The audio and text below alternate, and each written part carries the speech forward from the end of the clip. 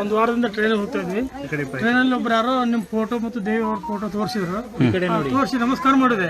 ನಮ್ಮ ಮಗು ಮನೆ ಊರಲ್ಲಿ 50% ಬೆಚ್ ಬಡದ ಕಡಿಮೆ ಆಗ್ಬಿಟ್ಟು ನಿಮಾನ್ಸಿ ಕರ್ಕೊಂಡು ಹೋಗ್ಬಿಟ್ರೆ ಅವ್ರು ಡಾಕ್ಟರ್ ಜೋರಾಗಿ ಟೇಬಲ್ ಬಡದು ಸಹ ಬೆಚ್ ಬೆಳೆಯಲ್ಲ.